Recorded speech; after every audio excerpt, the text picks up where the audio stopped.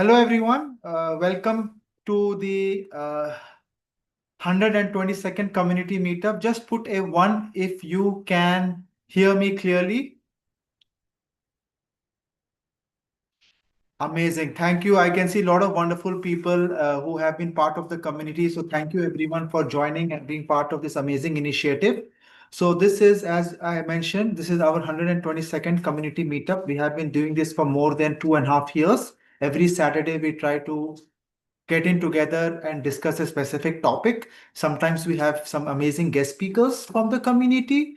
Now, sometimes I just talk about a topic. Today, I'm going to have a master class because our new cohort of AI residency is starting next week. So I'm doing a residency program master class just to entice you guys for the future of learning and how to take it further. So can you guys also confirm we are hosting on Zoom?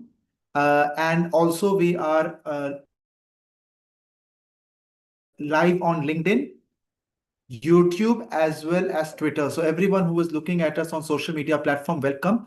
Thank you for being part of this initiative. Please put in your questions on the chat. All of you here in the call as well. There is a Slido link. So there are some house rules that I want everyone to follow. Any questions that you guys have regarding the topic, please put it on Slido.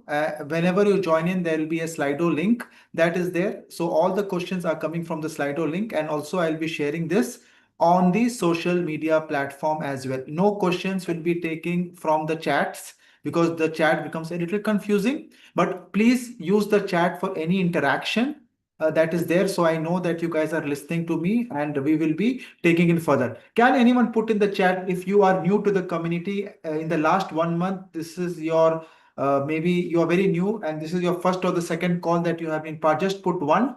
And if you are old in the community, just put 0. So I get a feel about the duration of the community members in this part. So amazing, amazing. A lot of new faces as well. So thank you for being part of this initiative. We have been running this community for more than 3 years.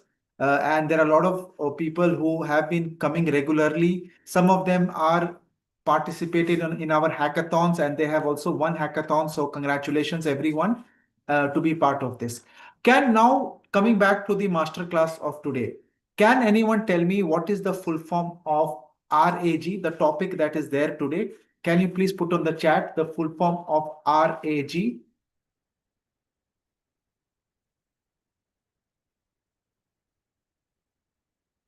Amazing. So from people from LinkedIn, thank you, Ahmad, for confirming.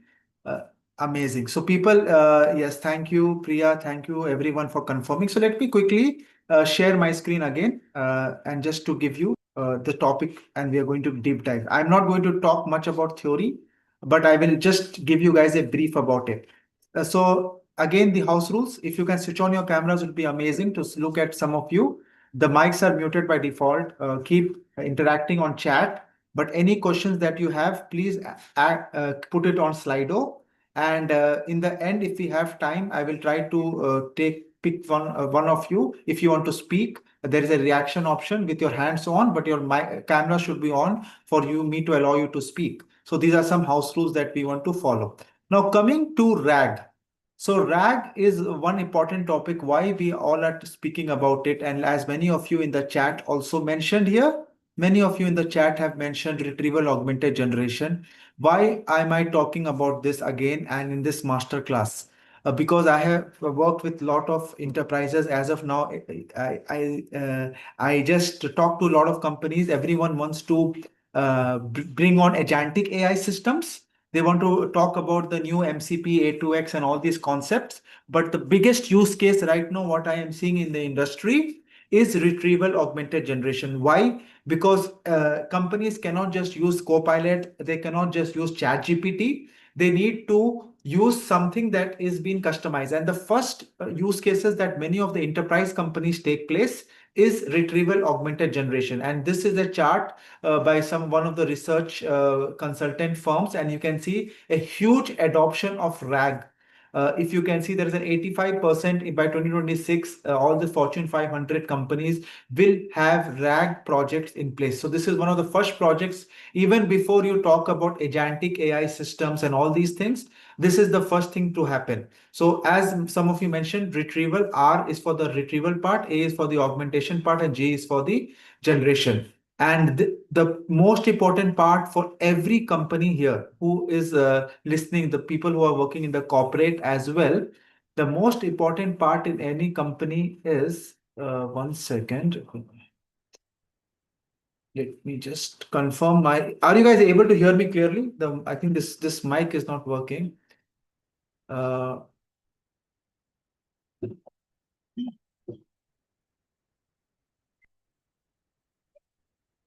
okay, just give me one second. I think there is some issue with the mic, so I need to.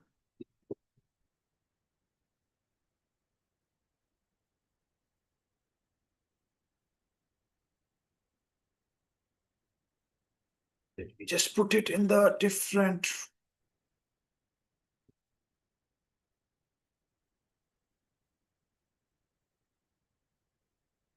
So just give me one second. There is some issue. It is not detecting my mic. One second. Okay. Yeah, just put in your questions on Slido till I am able to fix.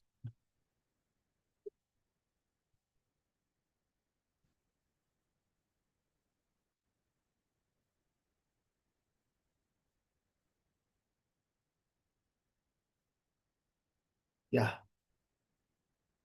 Yeah, just give me one second, guys. This is.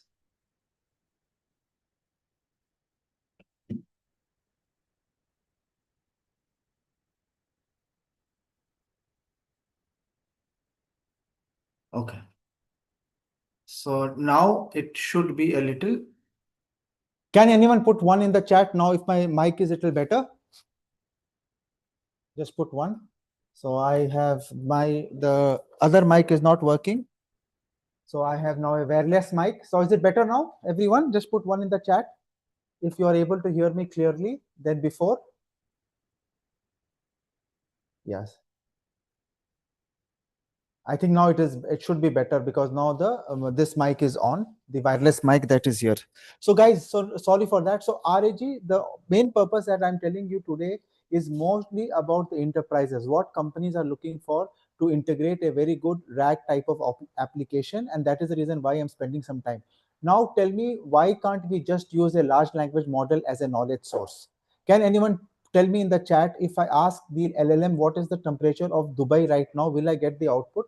Just say yes or no in the chat.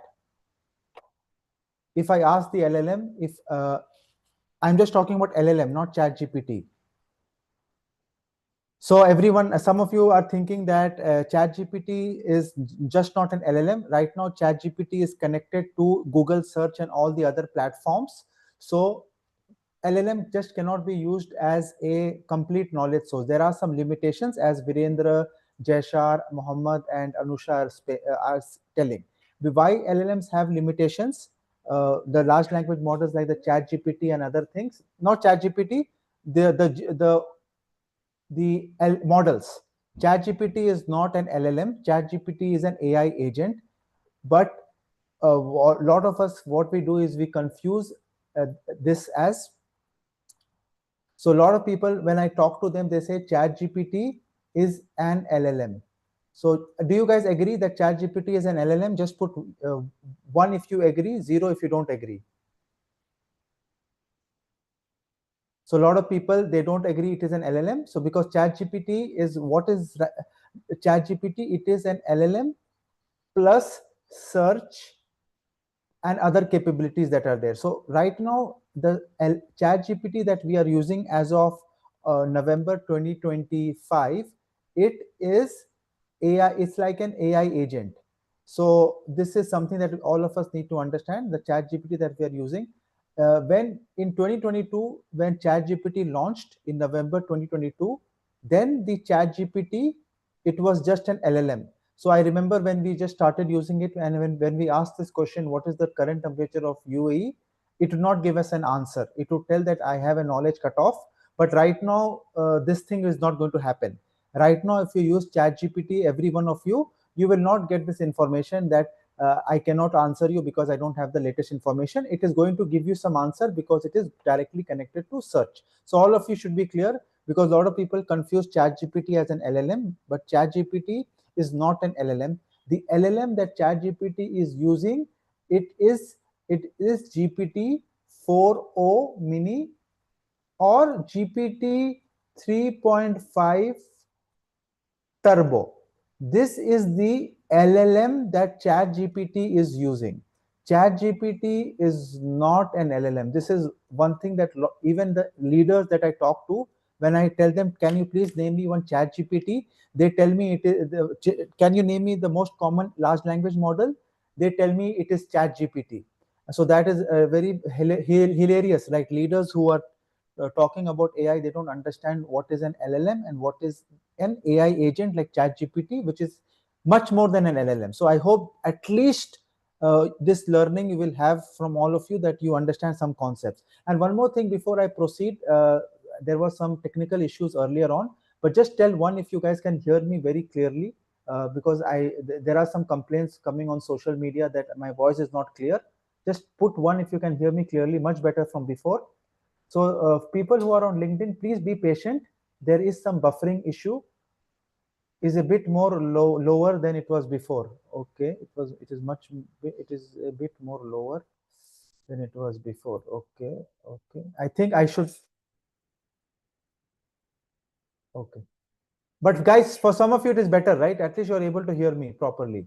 If it is lower, but at least you're able to hear me and it's not getting lost. So cool. So one promise that I give you from this 1 hour, 90 minutes workshop, 1 hour, 10 minutes workshop that I'm going to do is, you will understand the foundational knowledge about what is RAG and what is LLM. So I will try to give you few promises that from this session, that if you stay back till the end, few promise that I'm going to give you is, what are the common myths and mistakes that people are having when I talk to them every day. I am going to try to decode those common myths that are there. I am going to try to give you some foundational knowledge of how RAG works. Okay, this is the second thing that I'm going to give you as a promise. And the third thing is, I will give you the code to all the people who have registered on our platform. I will share with you the working code of whatever I have done. So please stay tuned till for 90 minutes till 12:30 p.m. If you really want to get value out of this session. And I am going to talk to you, and I'm going to promise I'm going to give you these three things that are there. But one request is, please stay back till the end and follow the house rules that are there, and you will get a lot of insights from this. So this is my promise, and I will try to come back again and again to this promise. And if you guys have any technical issues regarding hearing me, then you can let me know in the chat. And by the way, there is no recording for this. There is no recording. This is a part of the AI residency. So please stay in the call and try to get maximum out of this session that we do. This is a small part of what we do in the AI residency. So again, three promises. The first one, the common myths and mistakes. We already decoded the first one, that ChatGPT is an LLM. Second, foundational knowledge about RAG, which is a very broad topic. I will try to be as basic as possible so every one of you understand. And third, I will be sharing you the code, the working code of how to build a simple RAG application, and then all of you can try it on later, because in this session it will be tough for all of you to try it. So amazing. So let us move. Everyone just put one if all of you agree with this promise and want to make most out of this promise. I can see a lot of people on LinkedIn as well. Thank you, Milan, Manish, all the old faces for joining and being part of this initiative. So thank you for that. Now coming to the LLM, what is the capability of LLM? LLM is a very good language capability. It has a very good understanding, reasoning, generating, and translating. It has all the information of the internet. So it is very, very good in doing the inferencing and the other aspects that are there. But we will look at some of the limitations as well, but it is very good. All of you understand, right? If you do a spelling mistake, if you write in any specific language, it does the work for you. So language capability, it is number one. Knowledge capability, it it has a lot of knowledge as well. It can do question and answering, it can do knowledge distillation, it has that thing. But some of you told that there is a cutoff. But with whatever knowledge that it has, like anything before can anyone tell me what is the knowledge cutoff of the latest LLM that is there in the chat? What, so it is, let me see how many of you are updated with the latest cutoff. So there are some issues with the capabilities that are there, but it has a good knowledge because it has all the information of the internet, and it is using that. It has all the Wikipedia of the worlds, and it is able to give you specific answers. This is the capabilities that are language and knowledge. Now we move to the uh, shortcomings. If you want to use LLM as a knowledge base, there are some shortcomings, and that is the reason why RAG comes into the picture, right? RAG comes into the picture because it can only answer the questions based on the data that they are trained. All of you mentioned this on the chat. Anusha mentioned, Priya mentioned, and all these people mentioned, and all of you were correct. All of you were correct, and you were able to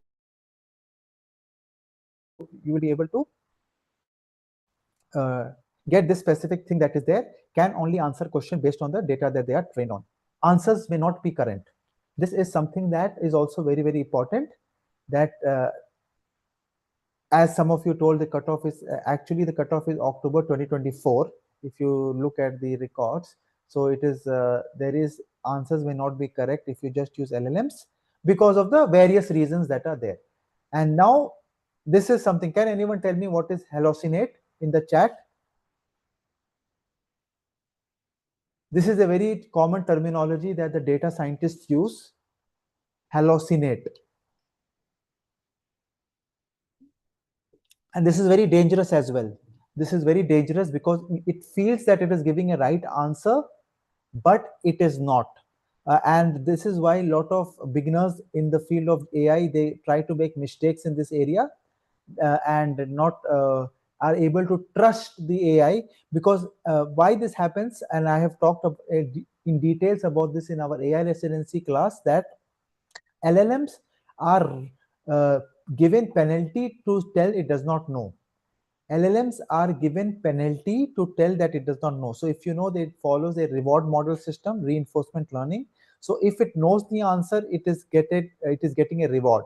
So it always tends to be positive and try to get more rewards as much as possible. That is how the systems are designed, to get more and more rewards as possible. So if it comes in a situation that it does not know what the answer is, but still it will make up and tell that it knows so that it gets the reward. And this inherent principle of how these LLMs and transformer models are designed, this problem is coming in. So it is not easy to solve hallucination because the engine is designed to answer in a such a way that it always gets rewards even though it does not know. So this is one other myth that I'm trying to tell all of you. So this is my second promise that I'm giving all of you. And this is the third and the most important, fourth and the most important thing. Whenever I do consulting or I do customized workshop for clients, this is the biggest problem that is there.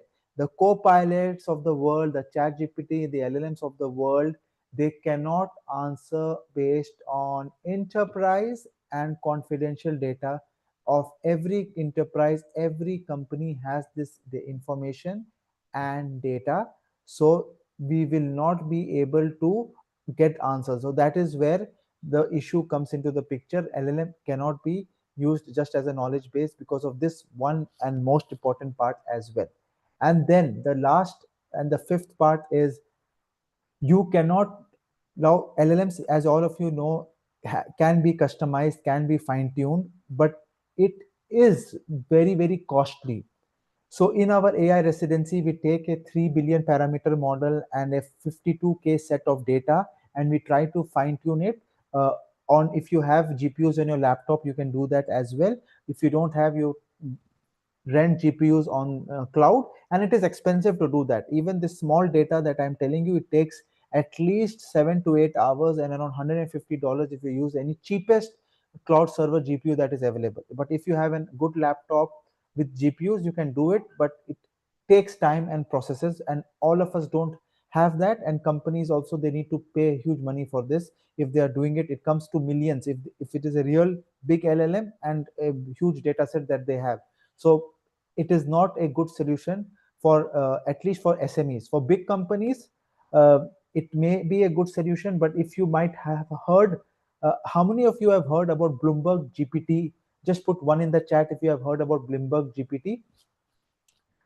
So some people in LinkedIn are mentioning yes. So they actually took GPT-4 and they trained it on all their financial data. And when the new GPT 4.5 version came, it was performing better than Bloomberg's GPT model that they have spent around $50 million to build. So it's a very good use case to tell that it is not always smart to build your own GPTs, and but to use RAG type of applications for these type of use cases. So this is something that LLMs have as a shortcoming. Now coming to the solution of this. The solution of this is something called as all of you told, when the full form of RAG is retrieval augmented generation. And this, everyone who wants to take advantage of the generative AI buzz should know about this, should spend some time in this, because this is a very, very important concept, and it is the most used concept, much more than agentic AI and AI agent system that is there. So now I will quickly go into RAG. The concept of RAG, I will not theoretically tell you what is RAG, but just think about this. Just think about RAG as getting from the LLM, you are connecting your local data and you're getting information. So now let me go back to my drawing board, and then I will come back to the theoretical part. So just put one, every one of you know why RAG has come into the picture to solve the shortcomings of LLMs. Just put one in the chat if everyone agrees with this. Thank you, Manish. Thank you, Milan, everyone on LinkedIn as well for your interaction. Thank you for that. So now just put one if you can see my drawing board, Miru. So now what I'm going to explain you is step by step I want to go, and it is going to be a little bit interesting because I'm going to make some diagrams here, and then I will be going through this. This is the most important architecture that I am going to talk about today. I'll make this. There are three steps in an RAG. One is the retrieval part, which is the document ingestion, the query, and the generation. So we will go deeper into this, but first I want to tell you what is an LLM, right? What is an LLM? What is a RAG, and how it is different from an LLM? So let me just get my pen. And first thing is, if you see in an LLM, if this is an LLM, suppose it can be just in the chat, and can you guys put some names of some LLMs that you know? Then we have an input, and then we get an output, right? So this is what happens in most of the any specific program. But now what happens is we connect. So now we have some company PDFs. This is the company documents, or you can say company PDFs or anything. This is the enterprise data that we have. This is the enterprise data that we have. So what we do is, first we convert this particular data into vectors, and then we store it in something called as a vector database. This vector database is now connected to my LLM. So now if I ask any question like what is the current temperature of Dubai, or what is the I'm not asking about the temperature, because this is I'm talking about company. So suppose I ask her this question, that when is AI residency cohort 8 starting? So when is AI residency cohort 8 starting? So as you know, this is something very latest. This is not going to be available in the LLM. So what this is going to do is, this is going to go to my vector database, where I have put all the information and documents about the latest batch, the curriculum, the agenda, and everything.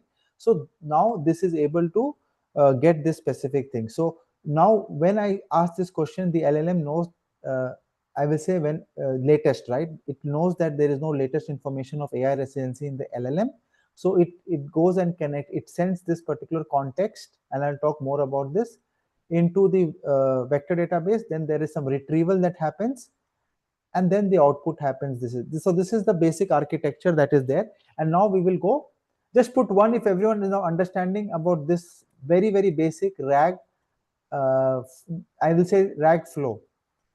And now we will go into every step. So this was the step one. This is the step one. This is the, let me change my pen. This is the step one where the documents are converted into the vector database. And then the other step is the, when the vector database is going into the retrieval process happens, like the similarity search and everything happens. And the third process is the generation. So I will show you everything that is happening. The first step is the retrieval. This is where the data is getting converted to the vector database. And then we have the second one is the augmentation, where this step is happening. Sorry for my handwriting, but anyways, just to make you guys understand. So now this is, just put one if everyone agrees on LinkedIn. Also just confirm if you are able to get this basic diagram of how things are happening. Now coming on the top, let me go on the top where I will show you. Yeah, so now let us look into the three processes. The three processes in details. One is the document ingestion phase. So what happens in the document ingestion phase? Like suppose I have PDFs of documents regarding our AI residency. So this is something that the first phase that happens is these documents are splitted into document splitters. And then it is, there are some chunks. So let me just go and quickly draw the diagram, or I will explain it from here itself. So cool. So now in the first step of this is the retrieval step, the data ingestion. So we saw over on the top what happened overall. Everyone just put one if all of you understand what has happened overall. And now we are going to deep dive into what is happening uh, at every step, just for, because you need to understand the running the code will just take you a couple of minutes because everything is structured. But for you to understand what is happening, that is the reason why you're there in today's live class, right? And again, request everyone to put your questions. I'm not going to answer any questions on the chat. Please, if you have any questions, respectfully, please put it on Slido. Amazing. So now coming to the Miro part. Cool. So now the first part. So the first part is, as I was mentioning you, let me just use black color now. So the first step is the data part. So this is our data. So the data can be in the form of PDF, it can be in the form of document, it can be form of the website. So this is our PDF. So first thing what happens is there is something called as a text splitter. So this is a text splitter that it converts these documents, because end of the day, if you know, there is something called as a context. Can anyone tell me that, can we put the complete Harry Potter on chat GPT and ask it to answer a question? Just put one if yes, zero if no. Can you put the complete Harry Potter in the chat GPT and ask it to summarize it? So a lot of people are saying no, right? Because there is a limitation of context. There is a limitation of 25,000 context. And also scientists have told that if you put more context, the LLM gets confused. And that is the reason why the first step has a text splitter comes into the play, where, or we call it a document splitter. These are integrated within the RAG architecture that is there. So it converts into different chunks. So we have chunk 1, we have chunk 2, okay, and then we have the chunk 3. So depending upon the different methodologies of text splitter and all, we do it. One methodology is the number of tokens, and suppose the number of tokens is 2000.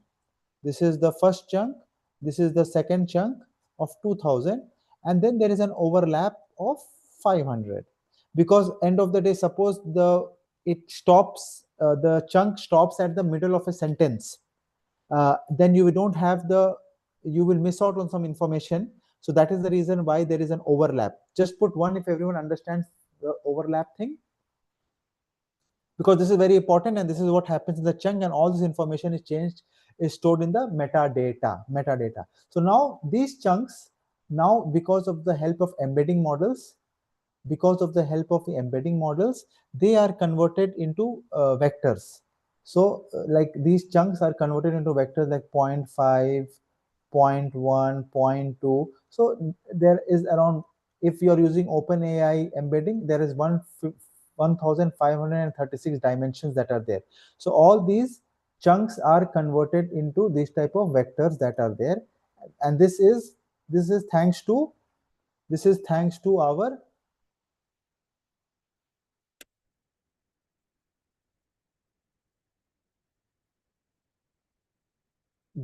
embedding model. Everyone just, yeah, the chunks, thanks to the embedding models, it is converted into these vectors, as I'm showing you in my diagram here. Just put 1 if everyone agrees with this step, the embedding step. Amazing.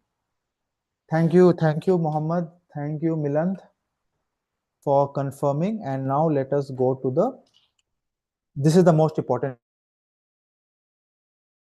part, the vector database. Now all these vectors that you can see have to be stored somewhere. It cannot be stored in an Excel sheet or something. It has to be stored in a vector database.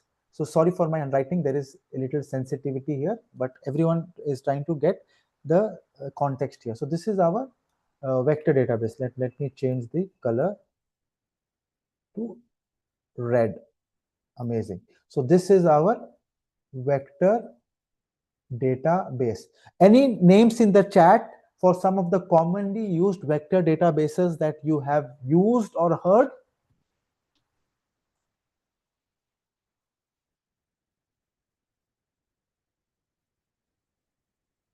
Amazing. Thank you, Vrinda. Thank you, Ganesh, for confirming. So there are around 50 major vector databases that are available, and like Fias, Chroma. Today I'm going to use something called as a Pinecone, which is very easy to integrate. So this is it. So now this vector databases contains all these vectors that is there, and end of the day, when we are asking a specific question, the answer is coming. As I told you, when I asked a specific question from the LLM is connected to this vector database.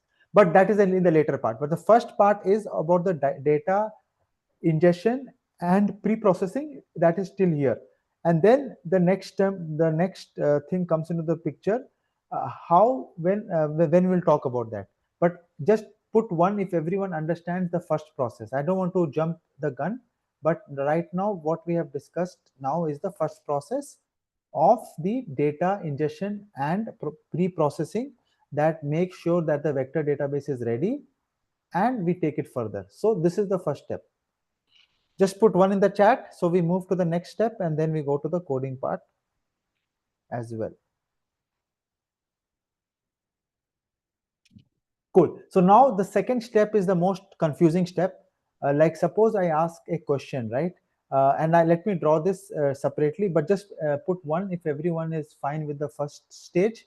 Because if you don't understand the first stage is, if I can summarize in 2 sentences, is whatever data that your enterprise has, you are able to process it, split it, convert it into numbers, and store it in a vector database. And now that vector database is ready for the next stage, that is the query processing phase. So in the query processing phase, what happens? Let me go back to my board. Is here. Okay. In the query processing phase, the second phase that is there, which is the most, I will just take some time to explain. If you have any questions, again, Slido, we will be taking it from there. Suppose you ask this question, right? What is RAG? So this question, and suppose you have a database that is coming from proper RAG documents. So think in that scenario. So now this question is it goes into the input query, the input query. It takes this question, what is RAG? Then it converts this input query into, because end of the day, any system, they don't understand text, they convert it into a model. So this, if you can see, they convert it into a text to vectors. So they use embedding models to convert this question. They use NEM. So can anyone in the chat tell me some of the latest embedding models that they know about? So this is 0, 0.1, whatever is the vectors. We don't want to go into the maths now. So this is getting converted into vector embeddings, and then this particular thing now is sent to the vector database. This particular thing is sent to search for similar answers. So what we call it, search the relevant text in the vector database that is talking about RAG. Suppose in the whole document that we have PDFs about vector RAG, we have put all these data. Suppose we have put RAG PDFs, or the official documentation from Harvard or whatever it is. So we have taken all these documents, and the first step that was in the, I explained you in the just above, we put it in the vector database. Now it is coming from here. This question is coming, what is RAG, is coming from here. And then suppose then there is something called as a similarity search. There is a concept of similarity search. Can anyone tell me some very famous distances that are there to do this similarity search? Some famous distances that you have heard about in your academics. There are a lot of ones. There is cosine similarity, Euclidean distance. We mostly use Euclidean distance because it is simple and the most effective. Because of equivalent distance and similarity search, we have three relevant components that are talking about RAG. So from this vector database, we have three relevant contexts. People are talking about RAG. So this is how things work. So this is D1, D2, and D3. And this is the retrieved results. We call it retrieved results that are coming up from this topic. And then from this retrieved results, then we have the next step comes into the picture. This retrieved results helps us give some context about what is the question that the person is asking. Then what happens, retrieve results plus the context, it gives you better enriched context. Like suppose this person has asked about RAG, and they have given you three amazing definitions about RAG. This enriched context will go back to the LLM to give you the specific answer, which is the generation process. So this, what I tell people, this diagram is looking confused because we are going a very bit into deep, but end of the day, three things happen, and I will show you what all three things goes to the LLM from the output of this. Three things goes. One is the original query. That is, can anyone tell me what was the original query that we asked? Plus this enriched context. This goes to the LLM. Enriched context contains all the three information that we got from here, and then this goes to the LLM for the generation phase. And I have a very good diagram that I speak a lot in the AI residency. I'll just show you that diagram.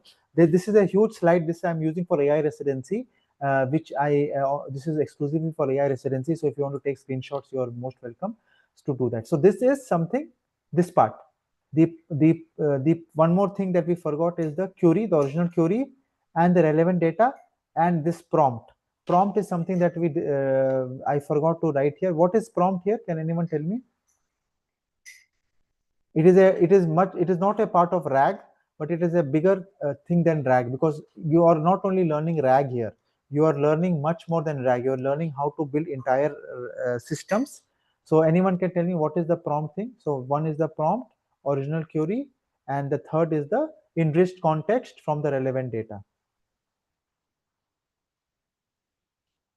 Amazing. So some people in the LinkedIn are telling about the instructions, or what I tell in simple English, the system prompt. The system prompt. So what is system prompt? Basically the behavior of your application to answer RAG related questions, just to be formal. If any other questions are coming, please don't answer, and all that basic instructions. So thank you, Ganesh, Anusha, and everyone to talk about this. So these are the three things that goes into the uh, third phase. So everyone just put one if you understood. Let me just quickly summarize this. Someone in LinkedIn is asking me to just summarize the second phase. So Jayes, yes. So Jayes, just think about this as I am asking a question. The question is in English. It is getting converted into vectors. Then the vectors is, let me just, 1 second. Let me just take the flashy pen. I don't want to write anything. So from here, it is going to the embedding, because embedding has to happen. Then suppose what is RAG is getting searched in the vector databases that we have created from the step one. We have three areas where RAG has been talked about. Those three things are retrieved results that you get some context out of this, and then you add some enriched context with the help of LLM, and then this is the third input for your generation part. So we have the system prompt, we have the original query, and we have this enriched context, or I can call it as the relevant data coming from these documents. Just put one if everyone is clear with the second step, so we can move to the third step together. And if you have any questions, as I requested all of you to put it on Slido, and I will try to look at it in the end and try to answer as much as possible. So now coming to this part, if you see, we have all these, we call it these three things together. We call it as an augmented context. All the three things together, anyone can put in the chat, what are the three things that we are sending to the LLM in the form of, when we say augmented context. So let me see if people are attentive today. What are the three things that we are sending to the LLM? That is the augmentation thing that happens into the picture. So this is something that all of you need to understand. Now coming to this, the last part is the easy part. Once you have all the context, all the three things that some of you are mentioning on the chat, together it goes to the LLM, and then the LLM does the magic.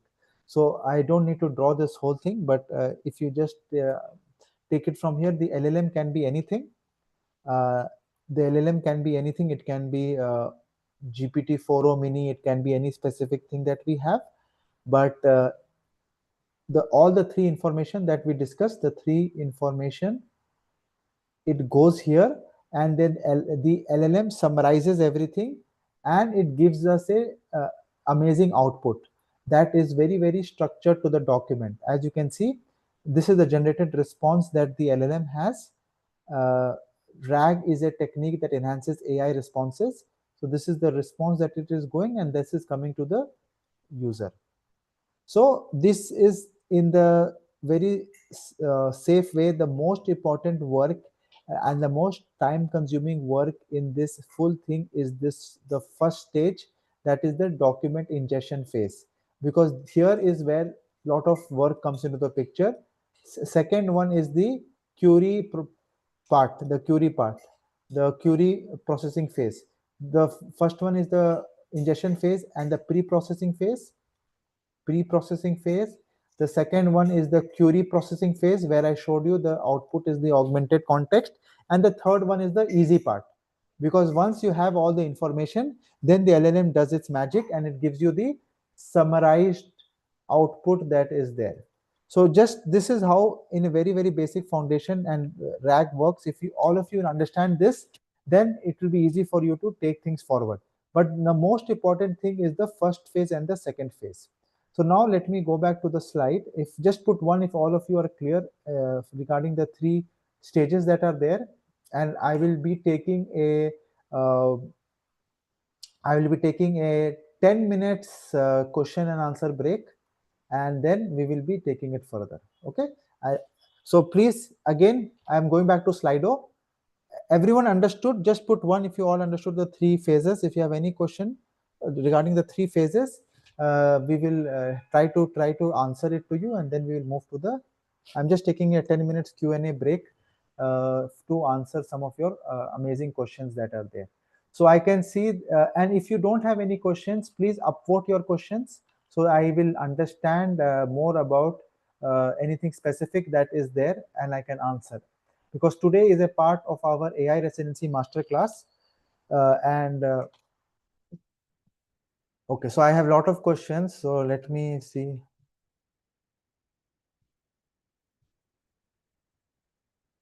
Okay, and I give you guys time to take some questions that are there, and. Okay, so we have one. So there are a lot of questions. So we have one question from Ahmad Al Jasim. Thank you, Ahmad, if you're there on the call. Thank you for this question, because a lot of people ask me this question, right? Because there are thousands of courses and programs online. What is AI residency and how it is different? This is one question that. Thank you, Ahmad Al Jasim, for in the call if you're there to ask this question. And I'll just take a couple of minutes. How many of you here know about AI residency? Just put one if you know about AI residency, our flagship program that we run, and my most passionate project that I am running for the last 2 years. Okay, just thank you. Just let me, if there are a lot of people who don't know about it, can I just take a couple of minutes to explain you this, if you don't mind? For the people who don't know about this AI residency and why did I create this and how is it different from the thousands of programs and courses that are available. Do I have the permission just to take 2 minutes to explain? Amazing. Thank you. Thank you, Jayesh, Milan, OG, Priya. You guys are a part of our old cohort. So thank you for being part of this. So this is a thing that I have started. I have been talking to hundreds of people when I go for events and when I go for meetups. A lot of people don't have a good understanding about AI. A lot of them are watching videos also on social media, and they are just thinking that they understand AI. When I go to corporates, they think AI is just a uh, N8N or an Excel automation that is there. So that is the reason why I started this program. So this is a very different from any course or any certification courses that you do in your college. So for people who don't know about AI residency, I will share you this link. Just go through this link, right? You don't need to join this right now. Maybe in the future, if you have the time and energy, you can join it as well. But this is something that is there. So what we are trying to do is we are trying to put everything together, one source of information for everything. So let me just show you. This is the updated link for the offer that we are running for the, because the next cohort is starting in the coming week. So open this link. I will just walk you through this particular what we are doing.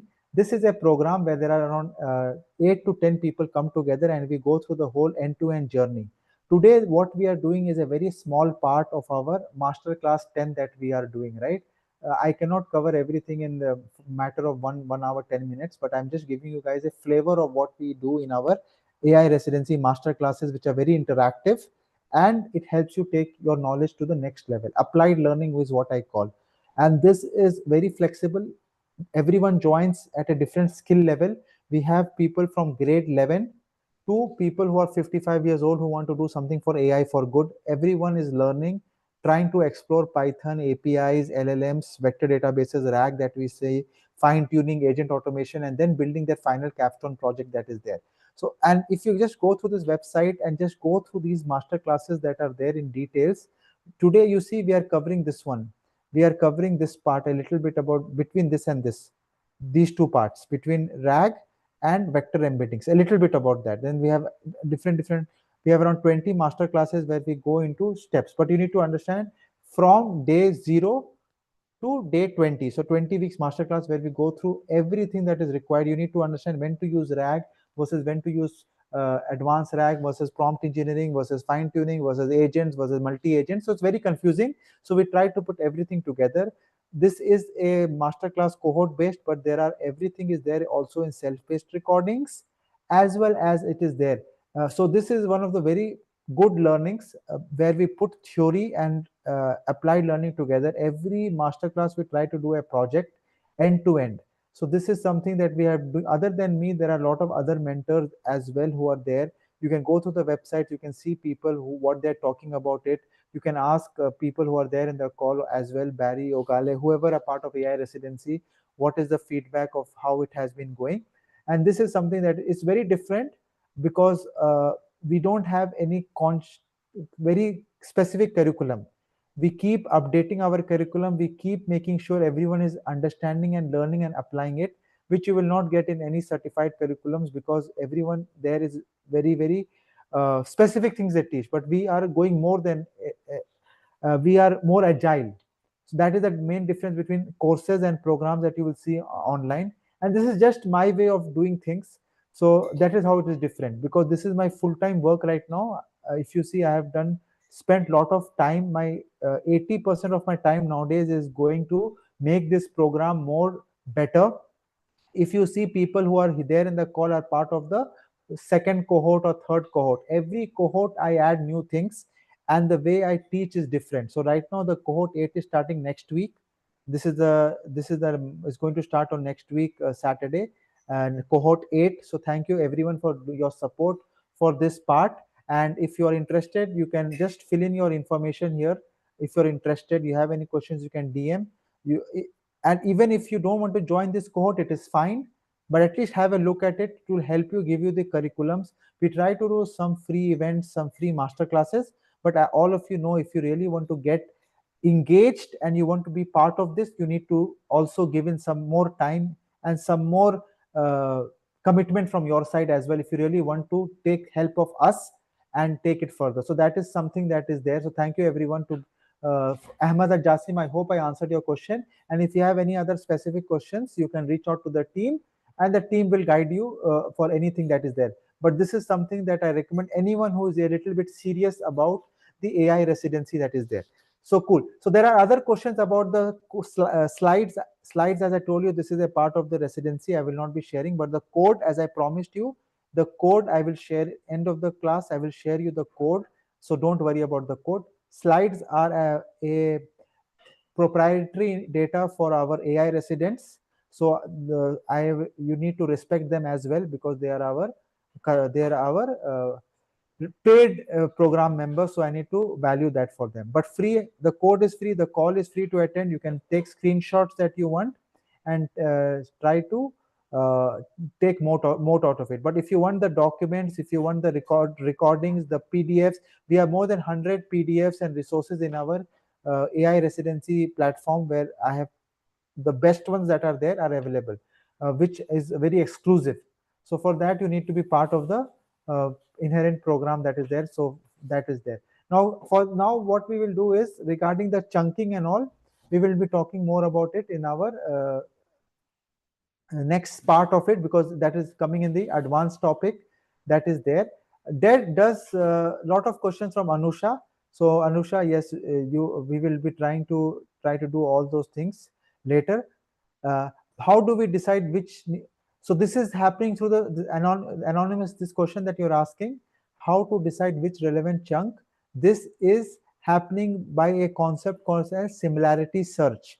So this is a, you can say, a model inherently that is these RAG applications are using to search. Like suppose RAG is there, now they are going to look at every chunk, not only one chunk, it is going to look at all the three chunks and see where RAG is mentioned. And then it is going to see the similarity search, and it is going to take the top three, and then it is going to send it to the retrieve context. So here, how it is doing it is using the uh, similarity search, and the algorithm that some of you mentioned, Euclidean distance, the distance between the points that are there.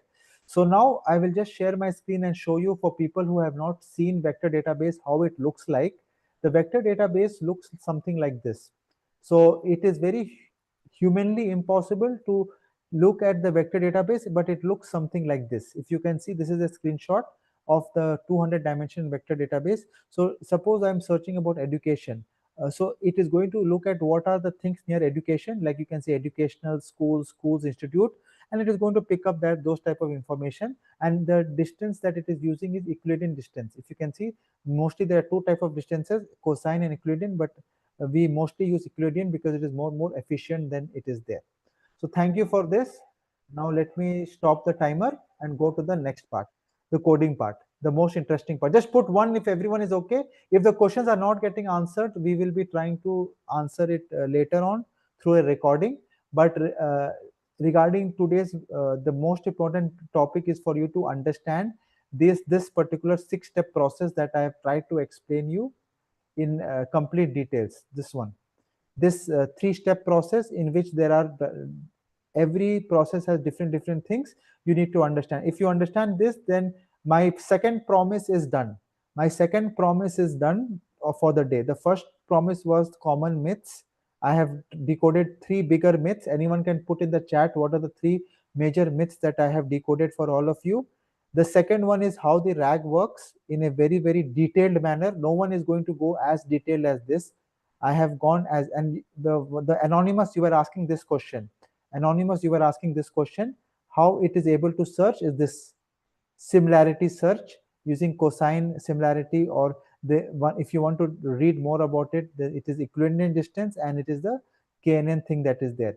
Now coming to the coding part. Now what I am going to do is I am going to go to the coding part because we have less time, and as I promised you, the third part was to explain you the code part that all of you are here with.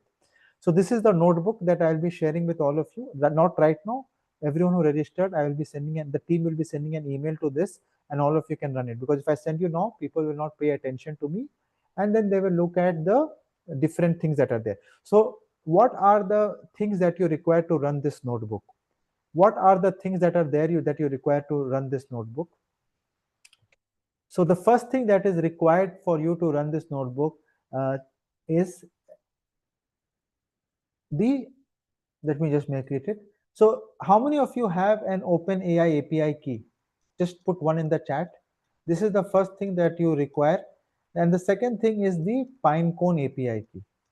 So these are the 2 things that you require to run this notebook.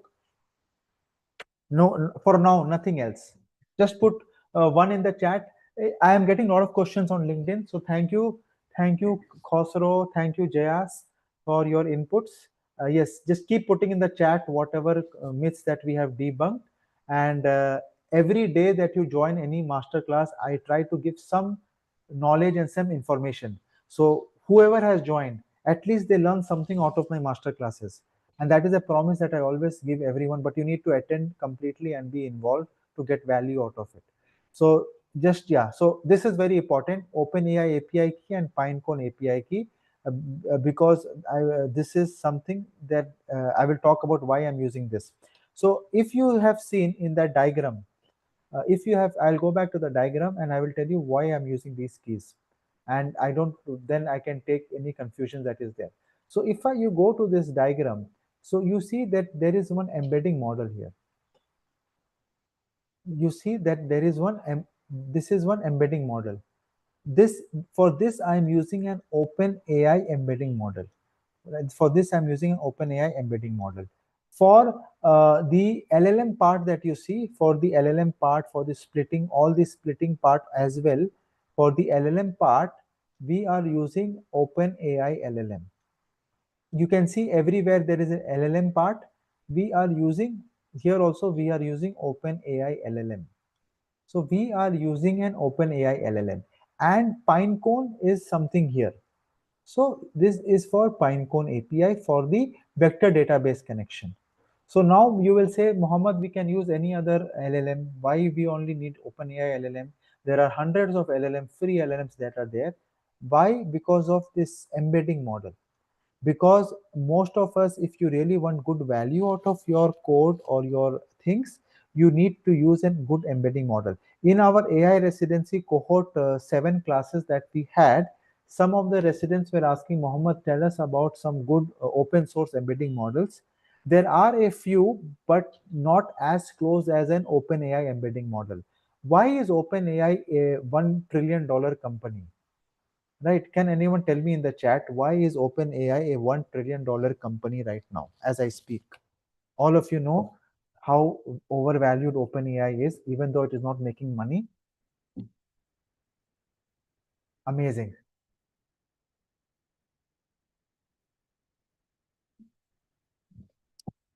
Because OpenAI, even before you guys are talking about LLMs, I have been doing research on LLMs from 2018 when OpenAI launched GPT, and they were working with the different models that are there, like GPT model, and they were building their embeddings. Everything is open source, the most of the bigger model, but the embedding is something that they have developed over time with their research and with their data, and they don't open source it. So a lot of companies are trying to build their embedding models, but OpenAI has a big edge over this. And you can, there are some copies that are coming out, but maybe in the future. But as of now, when I'm doing my research and seeing the quality, OpenAI embedding models are good, and they are more efficient.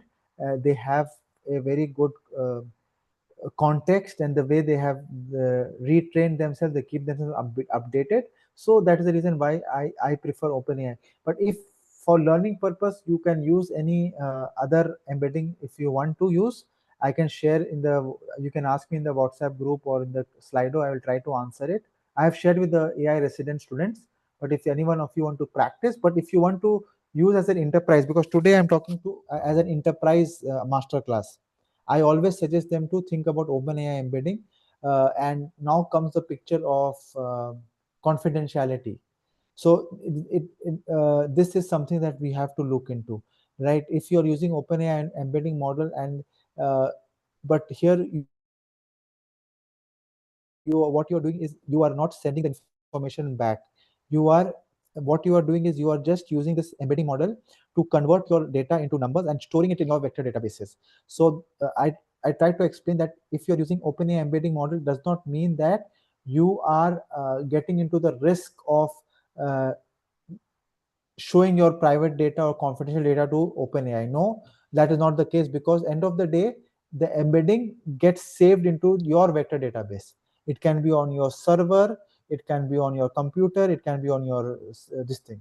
So this is something that is very much one. The third myth that I want to discover, you tell you, that is why I'm using OpenAI key. But all of you are free to explore different embedding models that are there. But if you want enterprise level grade, you need to think about this. So this is the two things that you need to use. So how to get this? OpenAI.com. You all know, everyone is using, a lot of people here have OpenAI key. So uh, you can just Google about it. I also have a lot of videos of how to get it. So that is one thing that I request all of you to do that. The second thing is the Pinecone API key. So Pinecone API key, if you guys don't have it, you can just go to the website. Let me just open the website and show all of you how to get the Pinecone API key. So this is this is OpenAI is not free right now. You have to put $5, but Pinecone API key is completely free right now. So you go to Pinecone website and go to this website called pinecone.io, and you can get it later on. I have put this on the documentation also of the collab notebook, but just to show you, just go continue with Google, whatever sign in that you have done, and you will be able to open the Pinecone. And this is the Pinecone application, everyone. You can click API keys and you can get your API key. So this is something that we will have. Now coming to the code itself. So these two things that I showed you guys, you need to put the code here. So you need to put the Pinecone API key here and the OpenAI API key here. So this is the Google Colab notebook is all set to start running. So now I have installed some prerequisite packages, like I'm here I'm using Llama Index. So I did not talk about Llama Index because of the time constraints, but this is one of the how many of you in the chat know about Llama Index, have used or heard about Llama Index? This is one of the high level frameworks that we use a lot in our AI residency program, and even a lot of enterprises are using it for their solutions. Just put in the chat how many of you have heard about Llama Index, and anyone can define me Llama Index. And again, let me just request every one of you.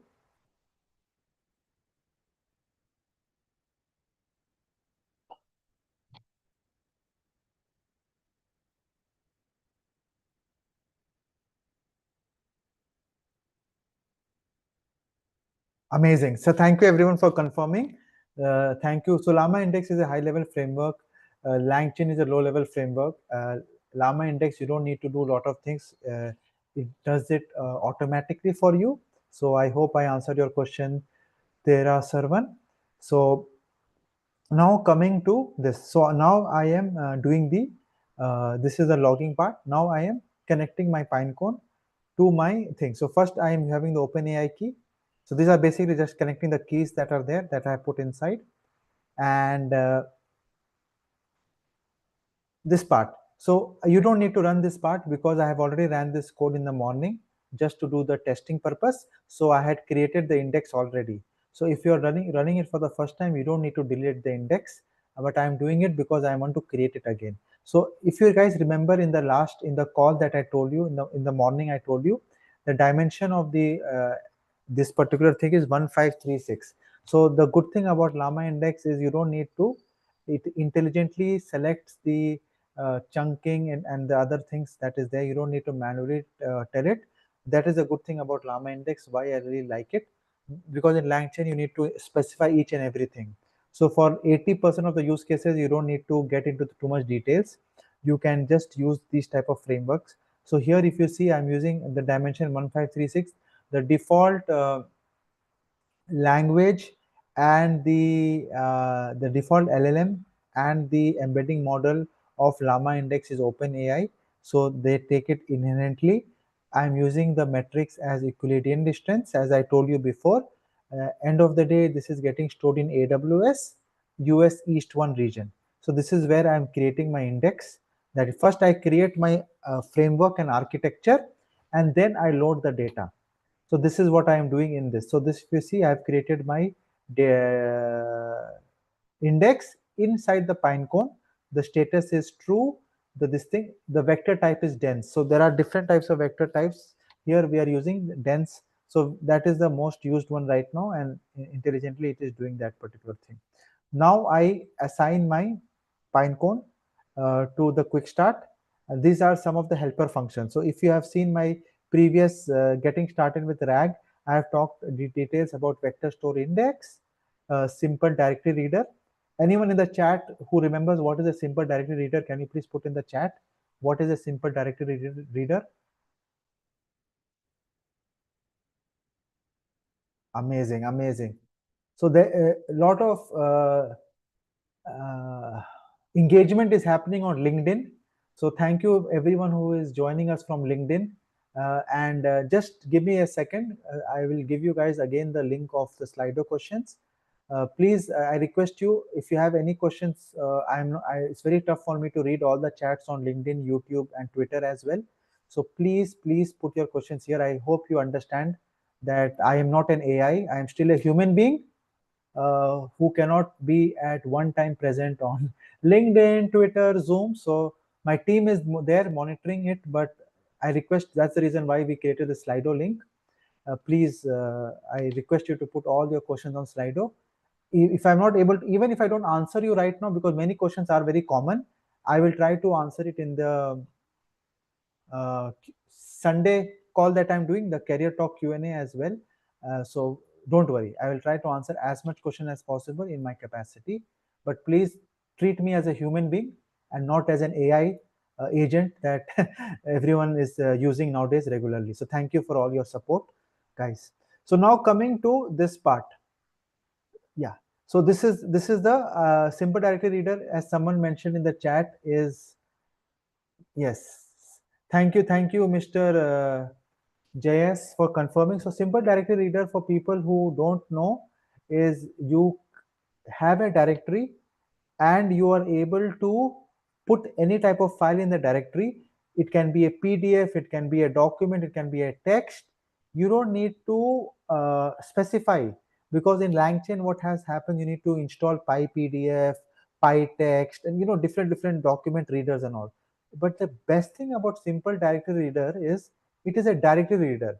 Like suppose in your Windows computer or Apple Mac, you have a directory, you put anything in the directory and it is able to read it. And that is the one of the best things that I like about Llama Index. It has made my life very easy, Before in LangChain, I used to, install so many PyPDF 1, 2, this, X, Y, Z. I had to keep update about every loader, and it's not easy, right? So now what we are doing is, I am no need to create your own data. Just this is just a sample project. So you can later on after this call, you can put your own data. You can take insurance document data. You can take any data that you have. I will share on sample Hugging Face spaces that we had built in the previous hackathon challenge that we had done in the last month, that we build a complete RAG application in a 2 hours hackathon step by step. So I will share you that link. All of you can replicate that easily, because today you understood the core of it. So what I'm doing is I'm creating a data, directory reader data, and then this is something that will then I am calling this document. So this is one of my mentors, Mr. Paul Graham. He's an amazing scientist, and I am taking his book and I am putting it in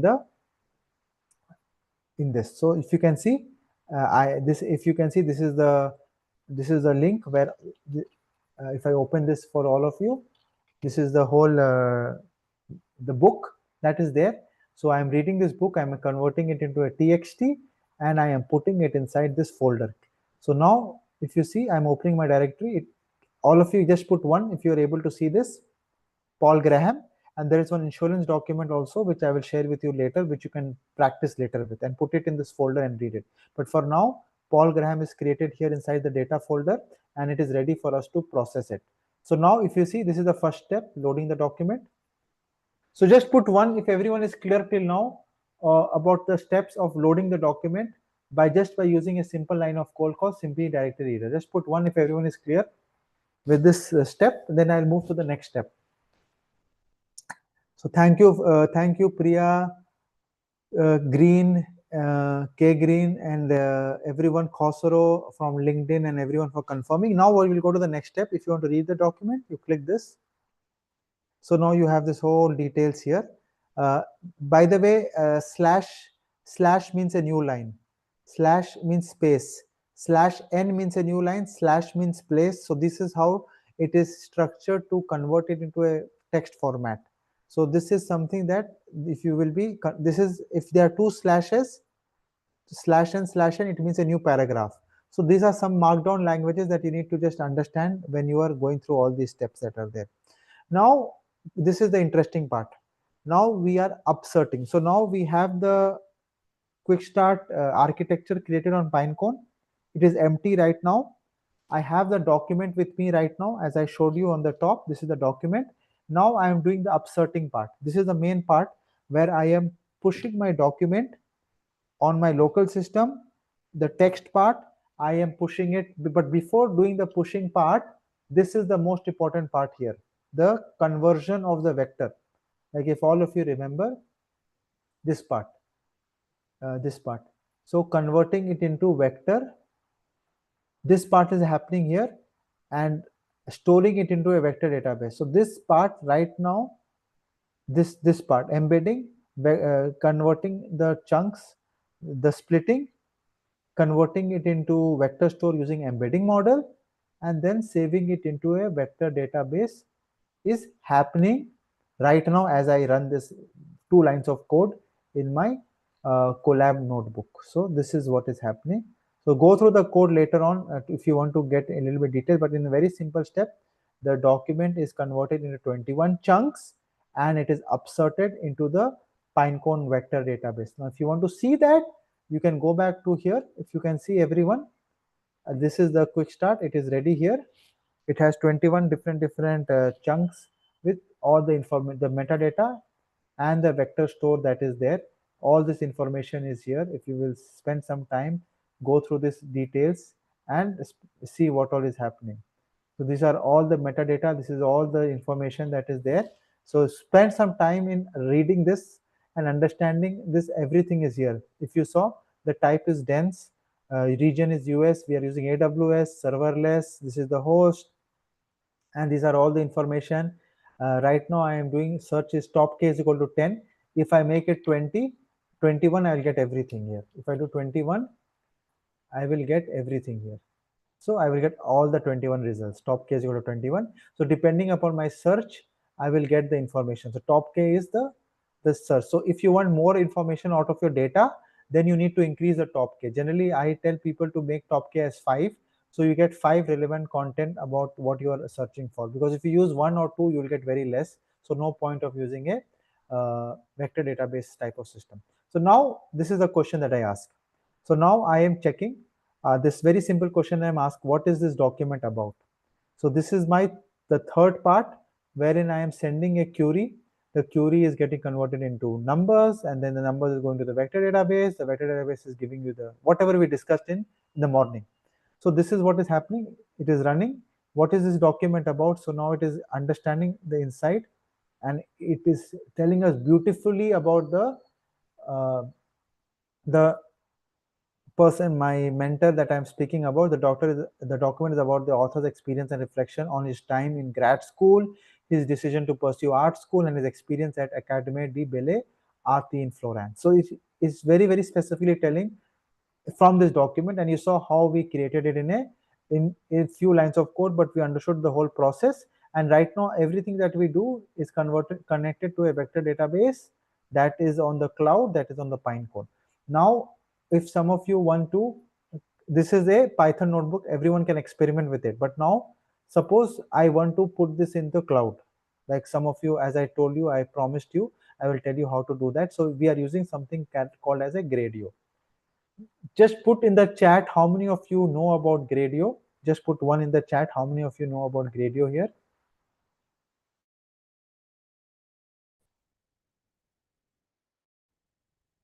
Amazing. Thank you everyone on LinkedIn as well for confirming. So Gradio is a front-end application. So here there is a user input, user output, and this thing. So what we have done, we have put all the code together, and this is everything that we have put it together, and then we are uh, like, this is the thing. We have a input. So there are three things that are very important in Gradio. I wanted everyone to know there are three very important things in Gradio. Anyone who knows about Gradio and who have been part of our master classes, can you please tell me what are the three things that are very, very important for Gradio?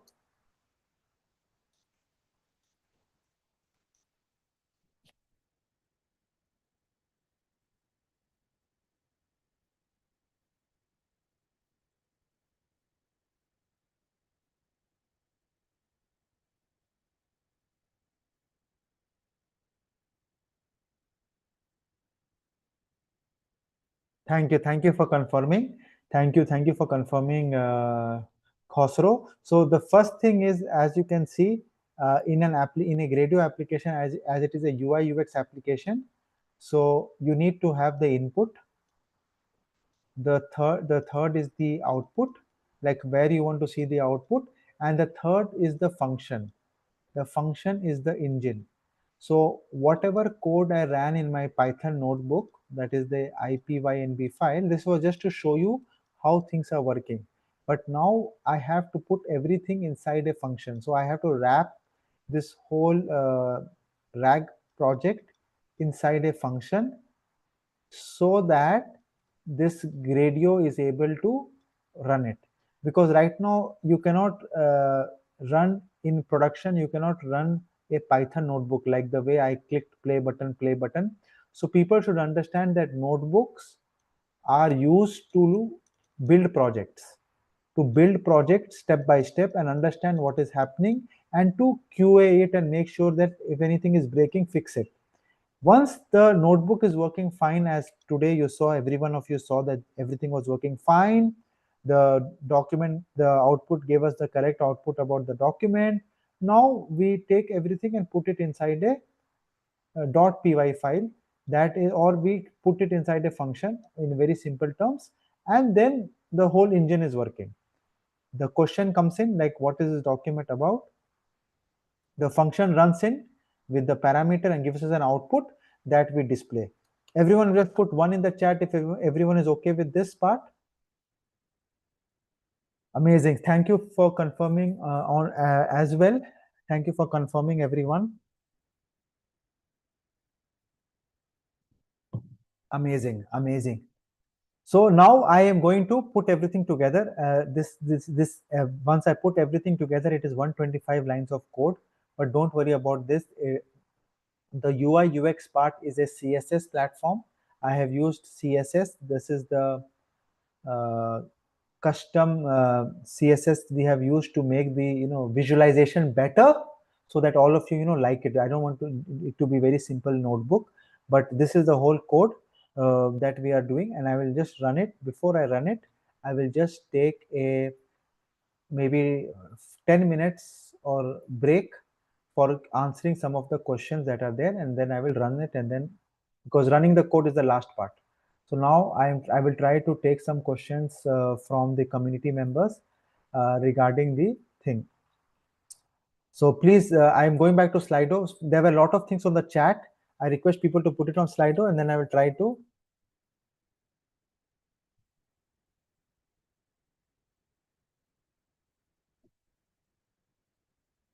Okay, great. So let me just refresh the Slido link, and we then, guys, just wait for nine minutes, and then I will run the code. I will show you the output. And the Slido link again. Some people are asking the Slido link. I have shared it multiple times, but no problem. I respect all of you, so I will share it again. Thank you all for being part of this amazing initiative, and we will be taking the questions that are there. So just put on the chat. Just put on the chat if you participated in any of our challenges before, hackathons or challenges that we have done before in the community. Just can you guys just put one if you have participated. So amazing. So we have one person asking when this is something that a lot of people are asking, and I don't have an I have I'm tired actually. I'm tired of this. So actually, I wanted to do more challenges. So Mr. Ahmad is asking when is the next challenge. So regarding the challenge, right? Some of you who are part of the WhatsApp group, I know some of you in this Zoom call. I can identify our participants of the challenge. So the challenge is not an easy work. I have been bombarded with lot of questions. Lot of people are pinging me regarding so many things. So so doing a challenge is a very thankless job. It is a very very thankless job, and a lot of people have too much expectations from these challenges. Right? The challenge is you are building your project. So I'm not making you guys, like I'm not making Jashner or Anusha do my work. Every one of you who participate in the challenge, they have built their project, and they are improving and they are showing it everywhere. So the expectations are a lot from these challenges, right? So that is the reason why we are trying to make it clear that these type of challenges are not sponsored by anyone. You are doing the challenge for yourself, and we are just encouraging you by giving you some scholarships. So please, I request all of you, when we do the next challenge, and we are going to announce it very soon, but the expectations are that it is for you. You are coming in, you are building your. I am not going to teach you how to build this, how to do X, how to do Y. Challenge is not a course. So a lot of people who came to me, like parents, like I can see a lot of young children here from school, their parents were asking me, Mohammed, are you not going to teach my children how to build an application? I said, no, this is a challenge, is a hackathon. I can't teach every one of you. I have some resources, some free resources, some courses, but I cannot teach each and of them. There's no point of doing a challenge. This is not a boot camp or a school. So, anyways, the next challenge is we are team is discussing internally the expectations. Now, some of you already know the expectations, and I hope all of you, like Anusha, Jashnir, we have Ahmad, a lot of people who are ambassadors to take the correct message about the challenge, because DDS is a small team, it's a startup, so we don't have a huge like GEMS Education. They have hundreds of teachers and volunteers and everyone. We don't have that resource. So we are a very limited startup. We try to do as much as in our capacity. We have a small team of 7 to 8 people across the globe who are there. So we cannot handle so much queries, so much questions, so much concerns. So we will be announcing it, but we will be requiring volunteers just to spread the word, the correct message about these hackathons and challenges, because this is there has been a lot of misunderstanding, lot of negative by some of the participants. So I respect that. That is not a problem. But my message is, I'm going to limit it. I'm going to limit it. I'm not going to take much, um, people. So whoever are really interested to join in, they will join and they will do their work. And we will be announcing it very soon. We are the next challenge that we are going to announce it by Monday. But looking forward for all your support. So thank you for that question. And now regarding one more question that I'm asking before I go to the code, again one person is asking, the confusion is that regarding, let me just tell again, AI residency program is not self-paced. We have programs like CAIO, AI Executive, the ones that some of you have won as a prize. They are self-paced. You go to the LMS platform, you do next, and you finish it. AI residency is not a self-paced program. You cannot. One person is asking, "Can I do AI residency anytime?" No, it is a cohort. So November 8th, the 8th cohort is starting. You can still look at the recordings and you can see the self-paced courses. But if you really want to take value, because it is a cohort based system, you learn a lot from the cohort. So I request you, that is the reason every quarter we start a cohort. So this is the last cohort of 2025, is starting on November 8th. The next cohort we will announce later. I'm not sure when, because it also takes a lot of time to get 8 to 10 people together and a serious people to get together. So a lot of the challenge participants who have worked with us, they become part of the AI residents because they love the experience of building projects and the whole ecosystem that is there. So please look into that. So you cannot join anytime, every quarter. So right now it is November 8th. The next one, I'm not sure. It may be January or February, depending upon the number of interest and requirements. So I hope I answered your question. Regarding the question about the simple directory reader, yes, you can put any type of document. We can put any type of document there, PDF, text. So it has intelligently, it understands what to do, and it has a OCR technology as well to take it further. One person is asking, why 1536? Can anyone tell me why I have used 1536 in the setting the dimension to 1536? Anyone, can you guys put in the chat why we are using 1536? Because yes, the OpenAI embedding model that we are using is of 1536 dimension. So that is the reason why I am setting the dimension to 1536. So that is, I hope I answered this question that is there.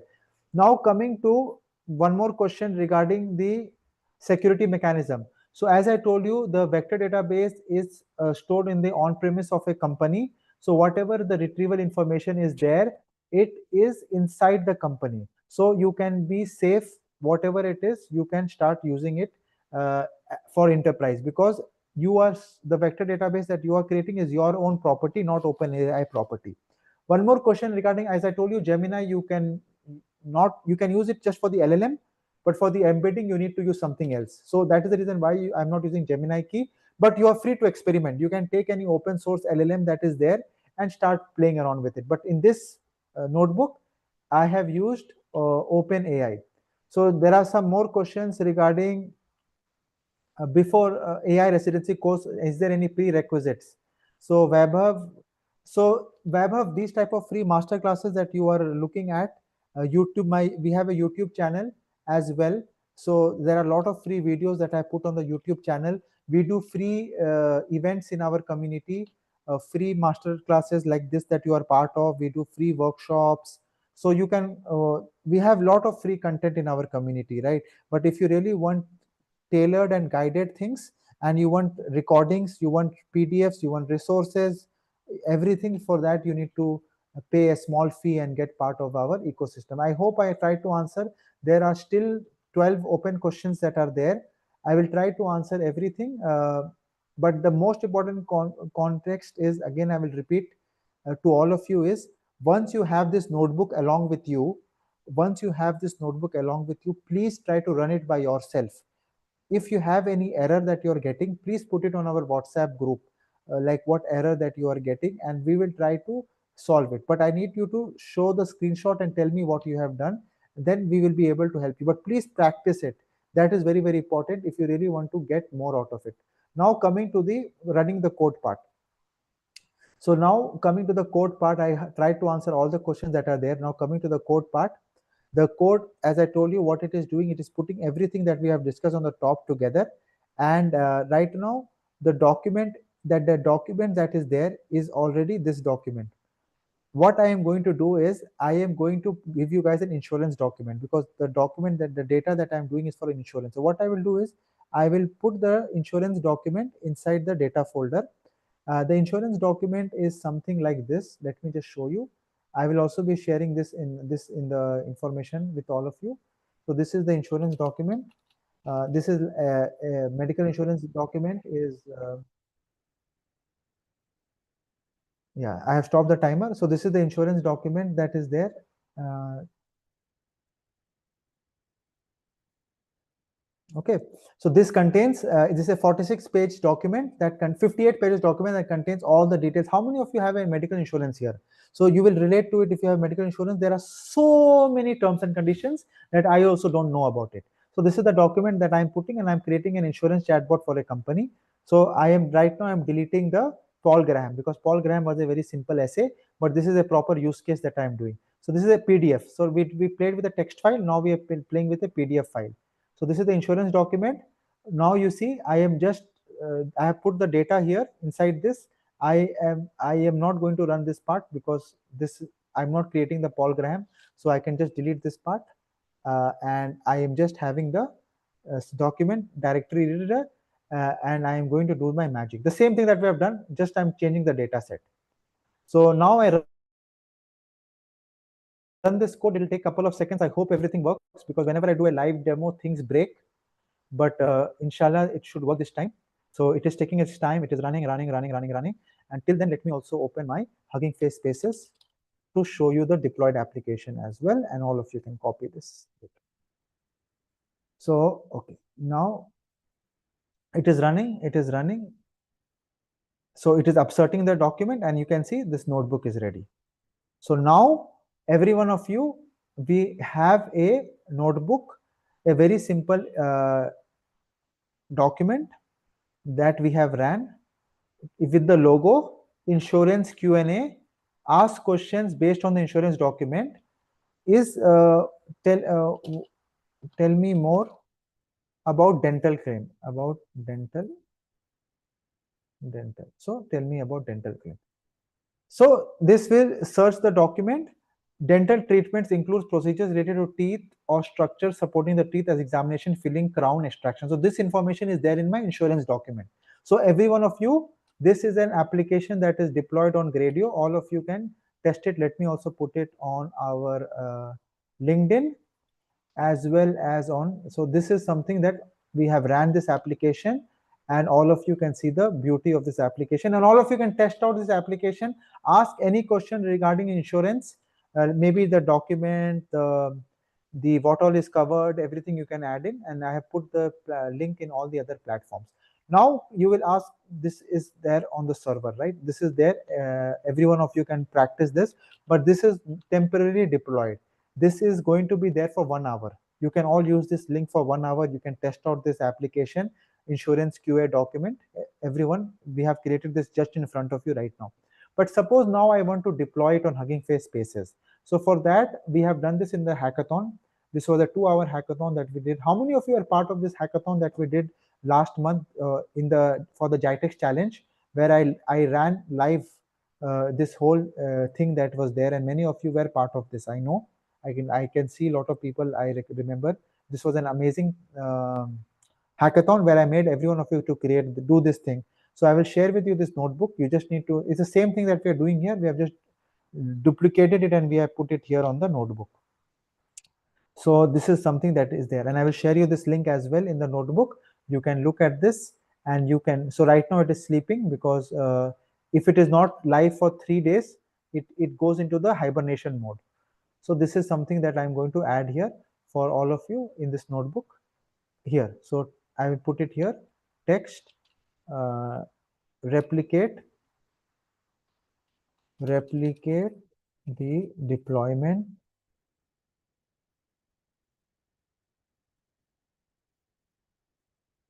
And I will share you one video of how to do this step by step as well. So some of you were asking about free resources, right? I will show you one free resource that I have in my YouTube video.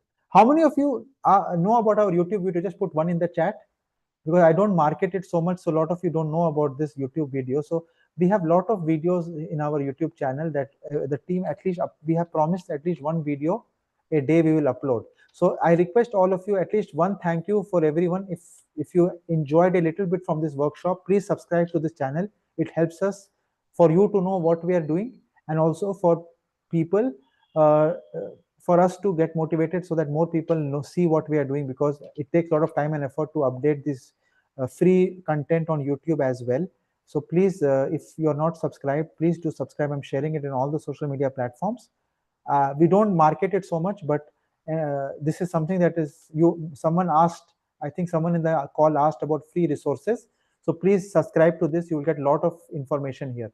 So when I go to my channel here, if you search the channel deploy, so you will see a lot of things here. If you see OpenAI API key, if you don't have an OpenAI API key, you search here, you will get the information how to get the OpenAI API key. Can you see this? The second video is, let me put this video, share. Let me put this video here. So all the resources for this notebook will be here. Okay, this is the video for my OpenAI key. And then for deployment, I have already shared you a lot of videos, but let me just show you one more video here. Just search here deploy. Deploy, you will get a lot of videos. See how to deploy application with Hugging Face. A very detailed video of 20 minutes of step by step to show how to put your application from code to space. So this is there. So once you get this notebook, you will have everything with you, but you already have the thing that is there. So now we will take the last 5 minutes for questions, and then we will wind up the day. Just put in your questions. I hope, just put one if you guys enjoyed the session. I hope it was value for you. We have extended for 20 minutes, but I hope all of you who attended the call got some value out of this, and looking forward for all of you to be part of more initiatives that are there. I will be there in the call for 3 minutes. Please put in your questions on Slido, and any feedbacks that you have, please put it on the chat. Everything. I try to be as to the point as possible to give you the 3 promises that I gave in the start.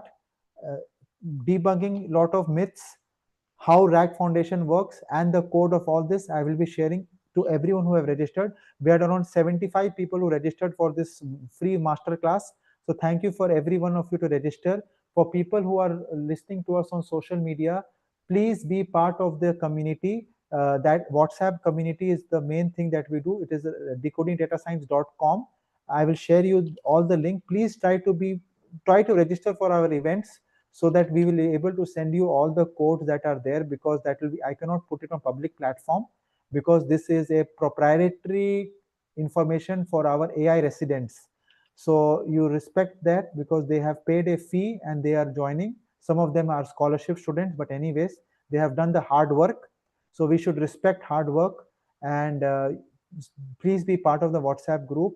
And I'm putting it again on the chat, and join these events. All the events are there on our platform, and everyone who registered, we will be sharing the links with you. And let me just refresh one more time the Slido. If there is any interesting upvoted questions, let me try to do it. Someone is asking, what is the difference between CIO and course and AI residency? So CIO course is in this hackathon. We have given this as a gift for the first scholarship. So this is a new course, very, very to the point program that we have done, wherein you will go through videos and you will get the certification at the end. Maybe if you spend 3 to 4 hours, you'll get the certification. But AI residency and all these programs, we have a lot of work that goes into it. And it is a program, so it's a master class. You have to do some pre-work, post-work assignments. It's more involved, more interactive.